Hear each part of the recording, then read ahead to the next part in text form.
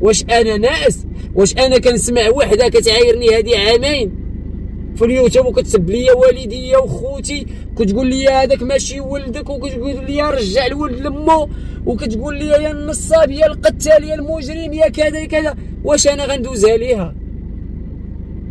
واش انا غندوزها ليها؟ انا ما غندوزهاش ليها بالقانون.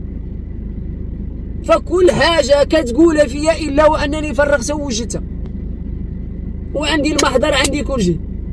يدخل شهر 9 انا لاعبي المرصاد، ما غنقولش لكم النهار، اوكي؟ انا كنقول شهر 9 وما غنقولش لكم النهار، ونزيدك وما غاديش نخليك للجلسه، ما غاديش نخليك حتى للجلسه، لا لا لا. الشكاين اللي في الحفظ اصلا هذيك اليبوكم ديورا بيك غتجماد من الحفظ، وهادو شكايات جداد غادي يتحطوا.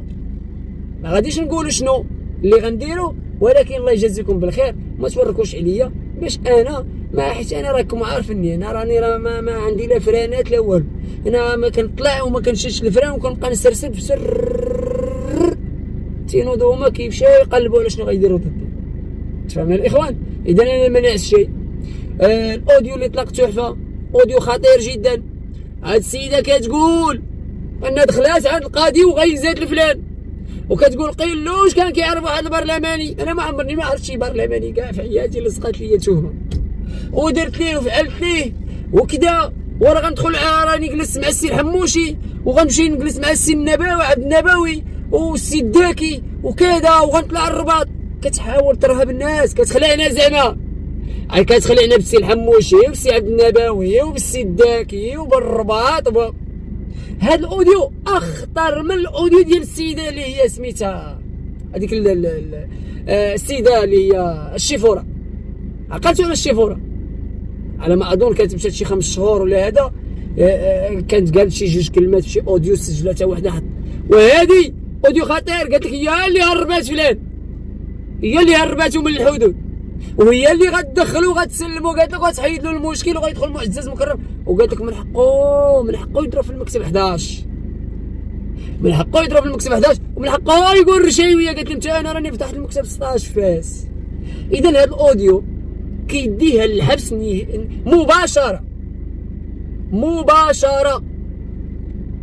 هاد الكلام اللي كتقول هاد السيده انها كتغيز وكدير وكتلاقى مع فلان وتخدم لفلان دوسي وتدير كلام خطير. وصلت النهايه ديالها. انا كجمال شانيل كمواطن مغربي، وانني داير شكايات بهاد السيده وما اتعرض له من تشهير وسب وقذف واتهام بجريمه قتل من طرف هاد السيده، والله الا دوزت عليها. اليوم الخميس الاسبوع المقبل غنكون في مدينه فاس. اوديو ديالي غادي ندي نوصلو حتى للسيد وكيل الملك المحترم، وكلشي غيدار في اقراص، وغدار بك شكايه انك خاصك تمشي للحبس، انك كتهدي الحياه ديال عباد الله اللي بانت لك فيه، كتمشي ديري بيه شكايه تبغي تسالتيه للحبس، وكتاجري بالملفات ديال الناس وما عندكش الصفه نهائيا. هاد الاوديو ديالك انا غنوصلو للسيد وكيل الملك المحترم، غنشدو بيدي وغادي نهز طوموبيلتي وغنمشي نطلب لقاء مع السيد وكيل الملك المحترم، وغندخل عند السيد الوكيل وغنقدم ليه داكشي. غنقول له السيد الوكيل المحترم، هاد السيده طغت وتجبرت، هاد السيده كتقول انه عندها المعارف وكتعرف فلان، وجلست مع السي الحموشي ساعه ونص وعاودت له على التوقبه، عفوا هي كتقول توقبه، وان قيلوش وكذا. وهاد السيده كتقول لي هي الفاعل يا التارك، وانا درت بها شكايات وما خليت ما درتها السيد وكيل الملك المحترم. فانتظريني، فانا قادم ان شاء الله. سدوا هاد القوس، اوديو ديالك اللي تسرب لك عندك فيه الحبس، كلام خطير. الشيفوره خدات 5 شهور ولا 6 شهور، انت ان شاء الله غتعاقبي على هذا الكلام الخطير، لانك ديجا سورسي وما بغيتيش حشمي، ما بغيتيش شي.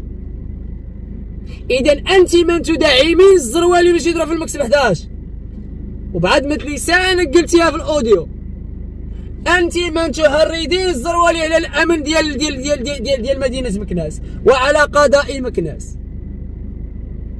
وتعترفين انك انت اللي هربتيه. اذا جبتي الربحه.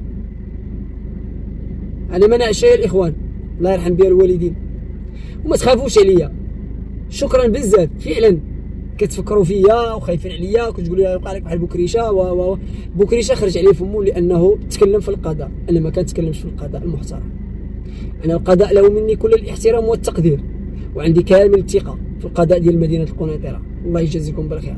هذه شي حاجه اللي ما غاديش يكون عندي فيها شك نهائيا.